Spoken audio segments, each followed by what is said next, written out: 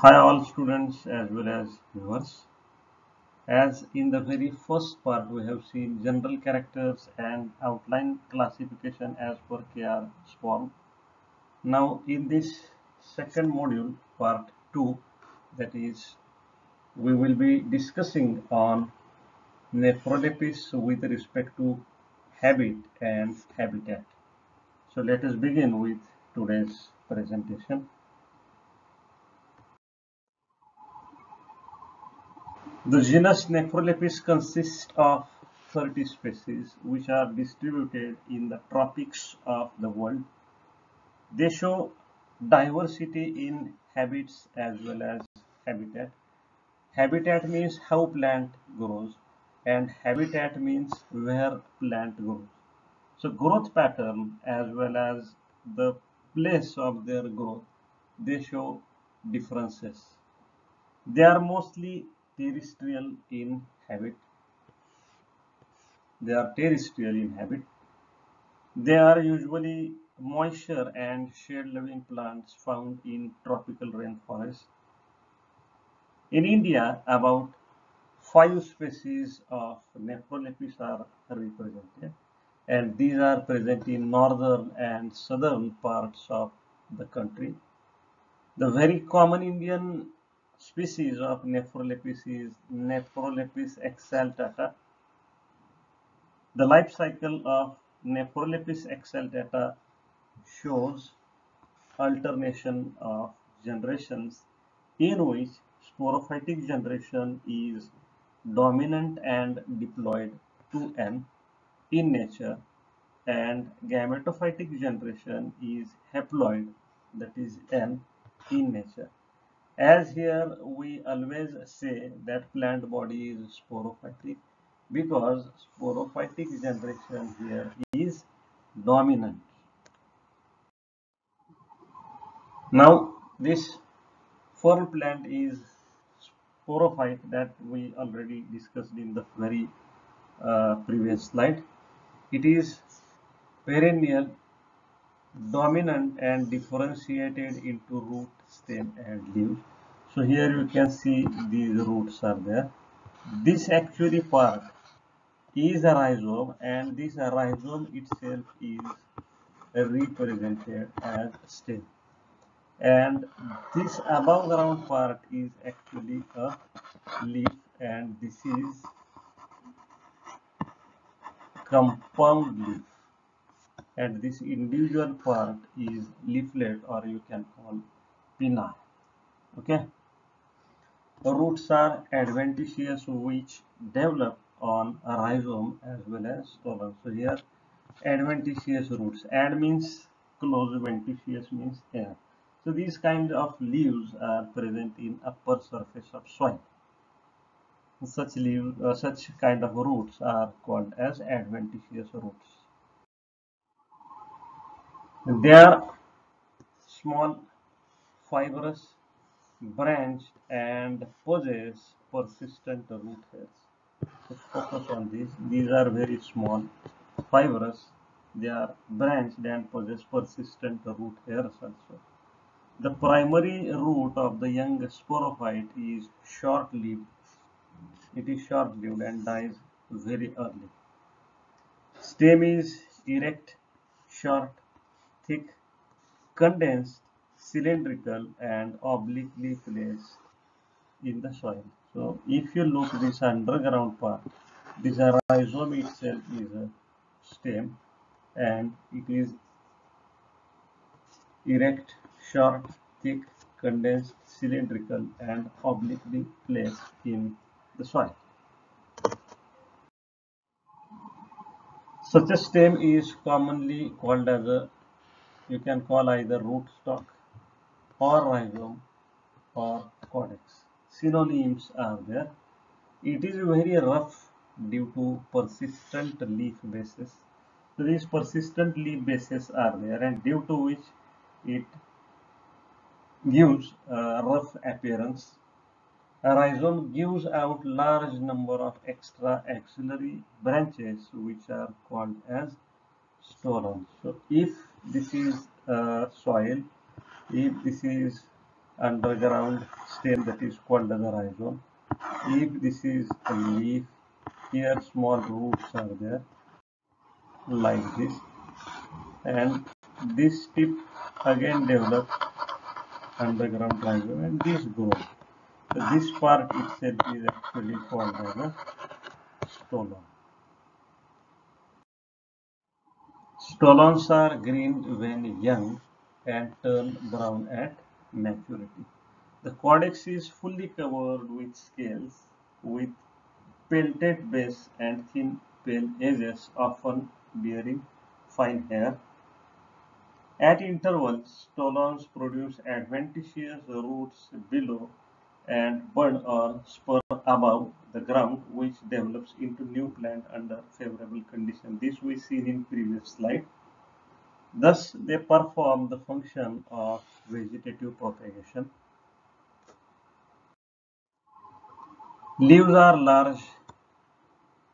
Remember these characteristics. Leaves are large, pinnately compound, and spirally arranged toward the apex of codex. Each leaf is differentiated into basal part without leaflets known as stipe, and upper part produces leaflets which are known as frond. The stipe is brown in color. It is smooth and polished. The frond consists of central axis called as rachis, which bears leaflet or pinny. So you can see this central axis. This is actually called as rachis, and which is bearing leaflets. So here this is one leaflet, this is another leaflet, this is another leaflet. So many leaflets are there. These leaflets are arranged on either sides. Both the sides you can see on both sides these leaflets are formed. The pinnae are slightly falcate and are auriculated at the rachis. Here you can see they are tightly attached near. The young frond is silvery white and coiled inward from apex to base like a spring of the watch. So here you can see when it is young, it is coiled because this tip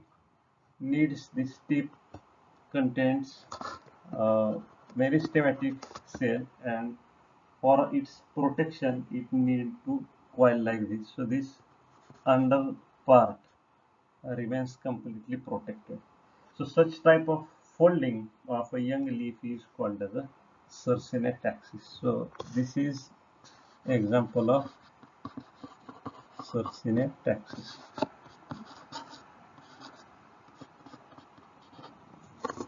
that you can see here.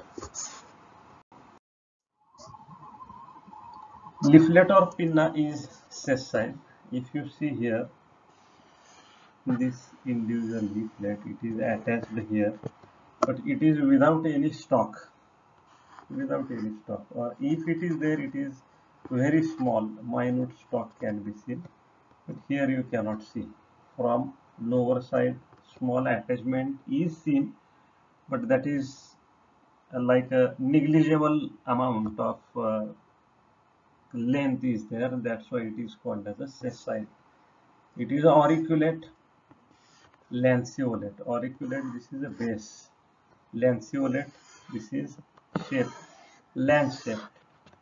That's why lanceolate with acute apex. If you look here, the apex, it has formed acute angle less than 90 degree. That's why acute apex.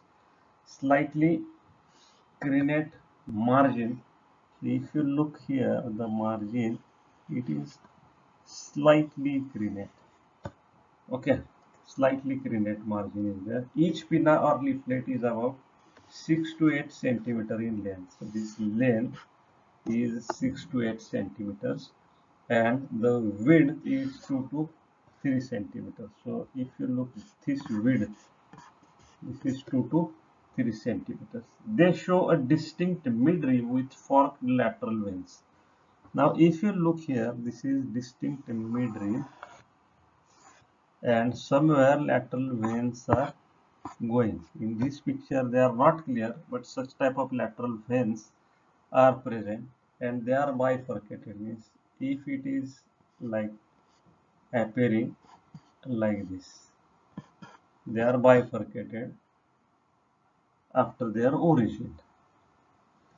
Then veins are ending into white dots which are called as hydation. We will see this structure in the next slide.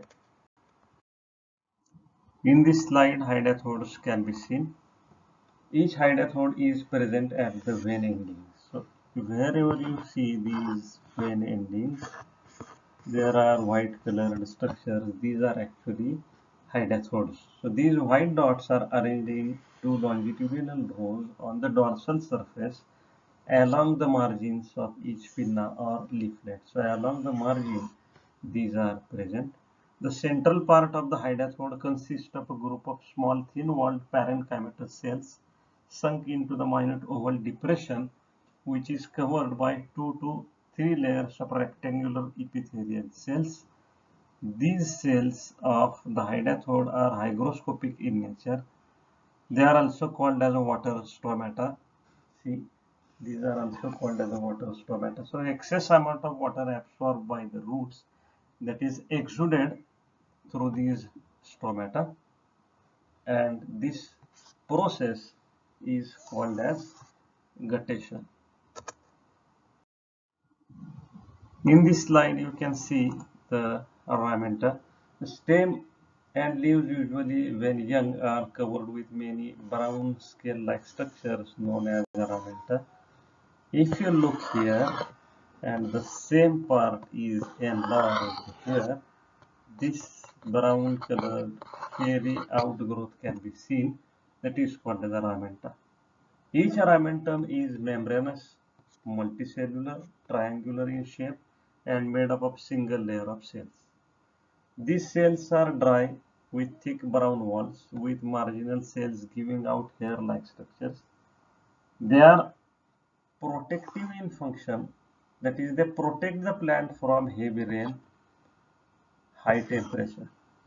So this is about habit and habitat of Nephrolepis. Next part of this we will see in the next module. Thank you.